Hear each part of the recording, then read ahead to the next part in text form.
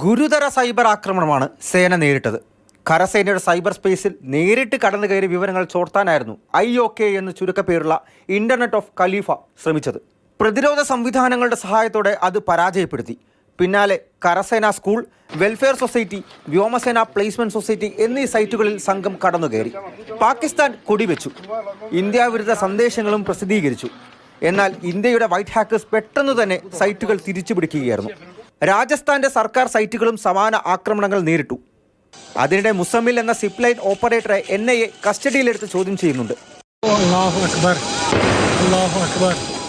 ഈ ദൃശ്യത്തിൽ ദുരൂഹമായ പെരുമാറ്റമെന്ന കണ്ടെത്തലിനെ തുടർന്നാണ് NIA ഇയാളെ കസ്റ്റഡിയിലെടുത്ത് ചോദ്യം ചെയ്യൽ ആരംഭിച്ചത്. എന്നാൽ ഭീകരരുമായി ബന്ധമില്ലെന്ന് മുസമ്മിൽ NIA ഉദ്യോഗസ്ഥർക്ക് മുൻപാകെ മൊഴി നൽകി. हमने बोला है ना आपको, अगर तूफान भी आता है हम बोलता है अल्लाह अकबर, हम मुसलमान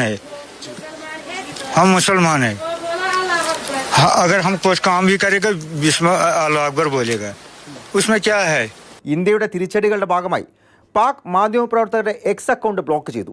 തുടർച്ചയായ 5ാം ദിനവും പാകിസ്ഥാൻ വെടിനിർത്തൽ കരാർ ലംഘിച്ചതോടെ ഇന്ത്യ തിരിച്ചടി ശക്തമാക്കിയിരിക്കുകയാണ്. ആക്രമണത്തിൽ പങ്കെടുത്തവരെ എല്ലാം സൈന്യം ഇതിനോടകം ലൊക്കേറ്റ് ചെയ്തു എന്ന വിവരവും പുറത്തു വരുന്നുണ്ട്. ഇവരെ പിടികൂടാൻ ഗോത്രവർഗ്ഗക്കാരുടെയും സഹായം സേന ഇപ്പോൾ തേടുകയാണ്. സൈന്യം തിരിച്ചറിഞ്ഞ പാക് ഭീകരർ 1.5 വർഷം മുൻപാണ് കശ്മീരിലെത്തിയത്. പിന്നീട് ഇവർ നിരന്തരം പല ആക്രമണങ്ങളിൽ പങ്കാളികളായി.